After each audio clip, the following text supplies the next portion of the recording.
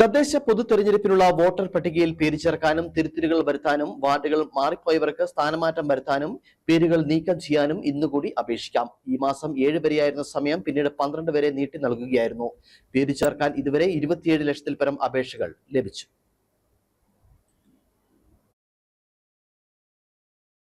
മേൽവിലാസത്തിലും പേരിലും മറ്റുമുള്ള തെറ്റുകൾ തിരുത്താൻ 12,529 അപേക്ഷകളും കിട്ടി. വാർഡ് വിഭജനത്തെ തുടർന്നും മറ്റും വാർഡുകൾ മാറിപ്പോയ 1 ലക്ഷത്തിലേറെ പേർ ഇത് ക്രമീകരിക്കാൻ അപേക്ഷിച്ചിട്ടുണ്ട്. പേരുകൾ നീക്കം ചെയ്യാൻ 3,232 പേരാണ് നേരിട്ട് അപേക്ഷിച്ചത്. സ്ഥലം മാറിപ്പോയവരോ പരേതരോ ആയ 3.71 ലക്ഷം പേരുടെ വിവരങ്ങൾ പട്ടികയിൽ നീക്കാൻ നടപടികൾ ആരംഭിച്ചു. ഇതിൽ 23,969 പേരുടെ കാര്യത്തിൽ ഇലക്ടറൽ രജിസ്ട്രേഷൻ ഓഫീസർമാരായ തദ്ദേശ സ്ഥാപന സെക്രട്ടറിമാർ സ്വമേധയാ നടപടി സ്വീകരിച്ചപ്പോൾ 3,47,764 പേരുടെ കാര്യത്തിൽ രാഷ്ട്രീയ പ്രവർത്തകരാണ് അപേക്ഷ നൽകിയത്. പ്രവാസികളായ 4,497 പേർ ഇതുവരെ പട്ടികയിൽ പേര് ചേർക്കാൻ അപേക്ഷ നൽകിയതായി സംസ്ഥാന തെരഞ്ഞെടുപ്പ് കമ്മീഷൻ അറിയിച്ചു. ഇടുക്കി വിഷൻ, കുമളി.